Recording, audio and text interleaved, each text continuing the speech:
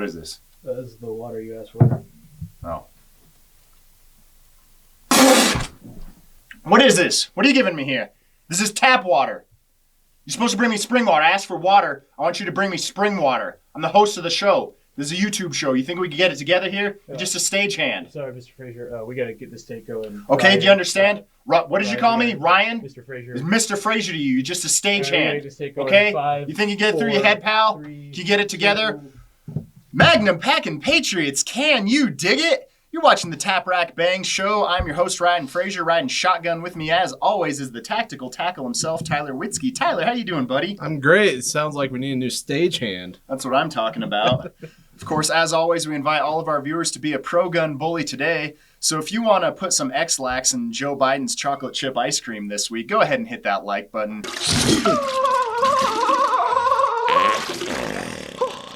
Don't forget to subscribe and smash the bejesus out of that Liberty bell to sound the alarm of freedom every time a Tap Rack Bang Show drops. Where else can they go, Tylers? Visit all the links down in the description. Help out the channel.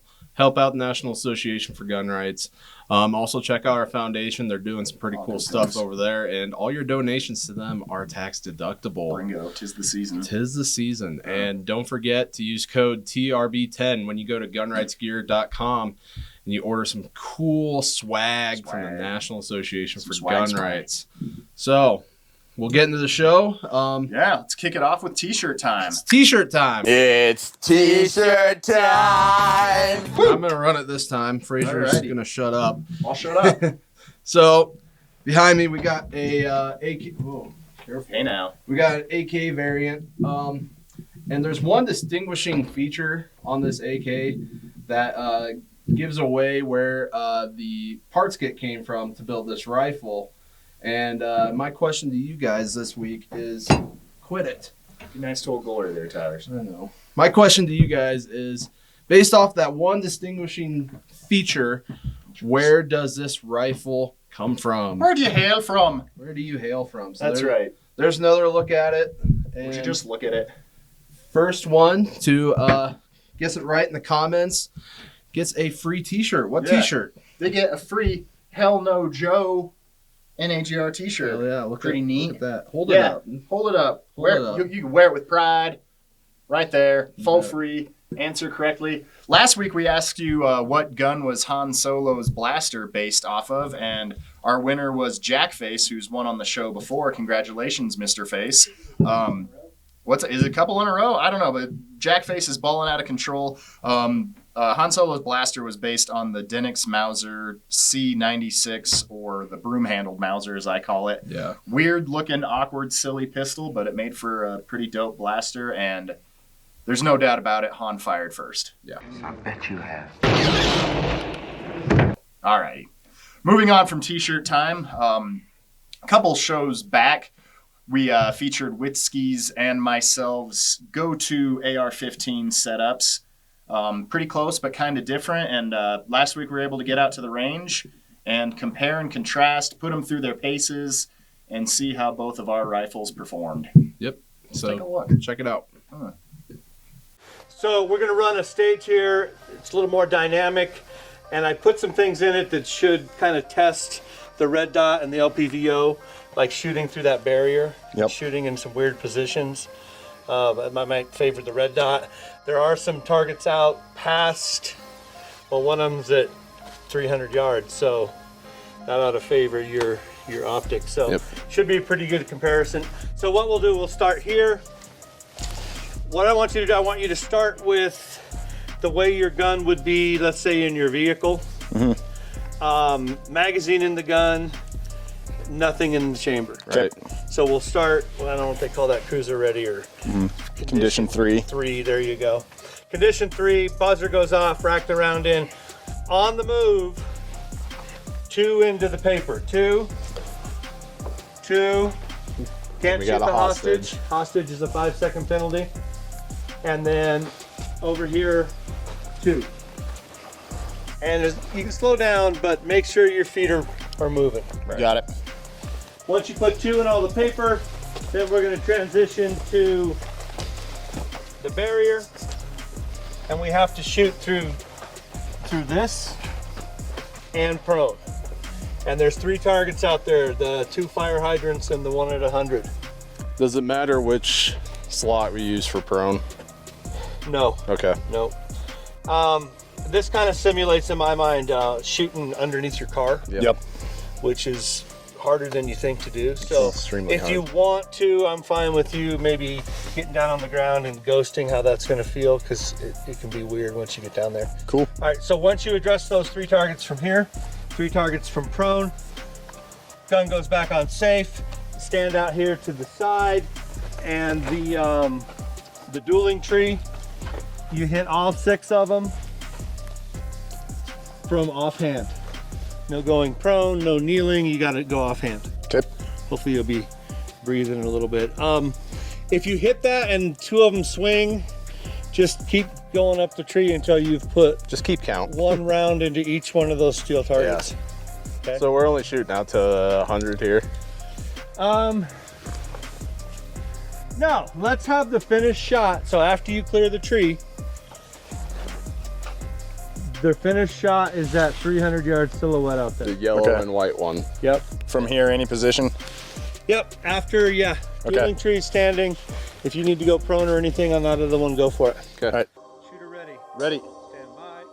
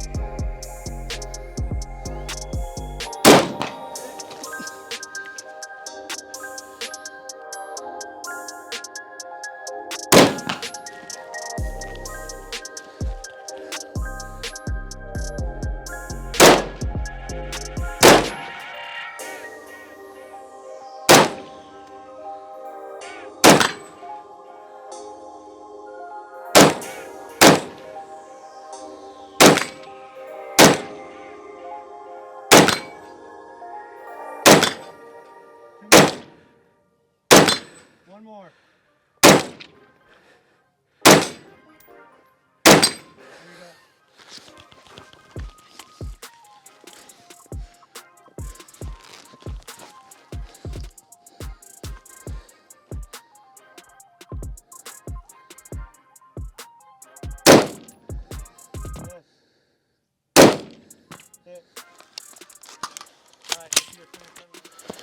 All right, do you understand the course of fire?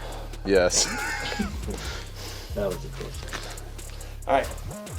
Shooter ready. Stand by.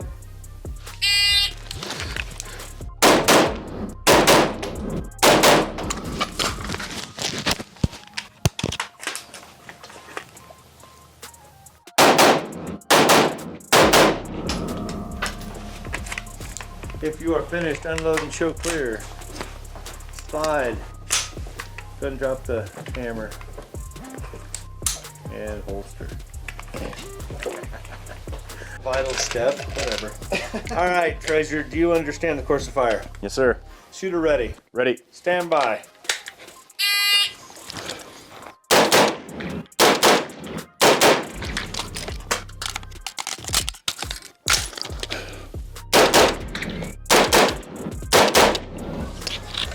If you are finished, unload and show clear. All right, slide. You can lock it back if you want. Okay. All right, cool. Range is cold. All right, folks. So we did a couple of different drills today, testing me and Witzke's go-to rifles. How'd you like how yours performed today, Tyler? It was pretty good. I did the moving targets here pretty decently. I thought that would be the weak point of the LPVO. Right. Is shooting on the move. I thought I'd have an advantage there, but you cleaned house with those. Yeah. So I was pretty happy with that. But shooting from kneeling in that little slot right there, that was wasn't too bad. And then we went prone.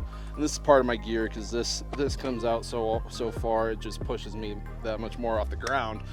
But I also didn't even realize it while I was shooting, but I had my cheek weld too far forward, and I just couldn't see anything. I kept getting the shadow in the optic. All whack. Yeah, exactly. That's something with any kind of magnified optic that you definitely got to take into consideration. Exactly. So, yeah. What about you? What'd you think? Yeah, I think it is what I thought it would be. Shooting on the move and shooting the L-Pres for speed, it worked great. And we shot out to 300 today, which I think is about the sweet spot for the dot sight. Any more far than that, I definitely would like something with a little magnification, but I think on the second shot I clanged the steel target, and that was me just rushing at the first one. I think dueling tree just kicked my ass just because shooting offhand and stuff, it is what it is, but it wasn't, I was never hindered by the dot sight, and shooting offhand, I have a little bit less weight than you. I don't know if it felt like you were holding something heavy. A little bit, yeah. Yeah, especially after moving a little bit. I mean, we're not like running across the field here, but yeah, you know, you're getting some movement in there, and that's something you can't really practice inside your home. You bet. You know, I mean, you can sweep your house, but you're not sitting there doing live fire, so. For sure. What about El Prez, going as fast as you could from target to target? Did you have any hard time acquiring your sight in there? Acquiring the sight, no, but just remembering that height over bore. Yeah. That was the big thing for me, which, I mean, you can have that with a red dot. Yeah, it's the same even with irons, or still for an AR, they sit up high. Yeah, so I think if I would have taken that into account, you know, I wouldn't have had as many penalties as Yeah, I think the moral of the story is dot sight or LPVO, they both work in realistic fighting situations. You can shoot on the move, you could shoot out to distance. He does have the advantage of if we took it out a little bit further, I'm confident that he would probably whoop my ass. But I think we always say after we shoot, the main thing is training with what you fight with. Train like you fight. Don't just train what you're good at. Train what you're not good at, and try and keep sharpening the sword. Exactly. I couldn't have said it better myself. And thanks, buddy. I just want to echo everything he said. You know, you could be a LARPer or whatever. You could sit there and sweep your house all day long, but it's not going to ever equate to anything like this. Just live fire training. Yeah. You know, real life scenarios. We got a hostage target here, you know, and that's great because you got look how close that is. You got to focus right on that head there. So again, so yeah, just train. Yeah, get your rifle and then train. You bet. All right, we're back, and in conclusion of that segment, no matter what your rifle setup is, you got to get some training, or as the great orator Ja Rule said in The Fast and the Furious, we all know some things, and one of the things we knows is not how you stand by your rifle, it's how you shoot your rifle. You should learn that. 100%. Yeah. And although Frasor kicked my ass again, I'm going to use the excuse that he's a former Marine. Marine vet, shut up. And Marine vet. And, you know, he's had a little more trigger time, more practical shooting with a rifle. And, you know, it's more just, badass overall. And I don't know about that, but I'm kind of a big deal. it just goes to show I need to get out there more, get on the range. He doesn't get out much. No, get some more practical shooting in, and you know, see if next time I can beat you. Yeah. I got you in those drills. I would never want to Oklahoma drill against your ass. I'll tell you that. That's what I think of the one where the tactical tackle would take my ass out. So I don't know. Maybe that'll be like if I lose the next bet, I have to Oklahoma drill you or something. That'd be great. I'm sure the viewers would love it. I said drill you. God. So all right, I think that's a good place to stop. Remember to like, subscribe, share with your friends, hit the Liberty bell. Thank you for watching. We love you. What else can they do, buddy? Visit all the links down in the description. Again, help out the channel. We're still giving away those Tap Rack Bang stickers. You know, we got one there. You can get yours there. How much that cost? Free 99. Free. For Damn, free. it's like when you buy in a store, right? Yeah. And again, help out the National Association for Gun Rights. Check out our foundation. And don't forget to use code TRB10 when checking out at gunrightsgear.com. Get 10% off any swag you buy from the store. And that'll do it. Right on. Okay, bye.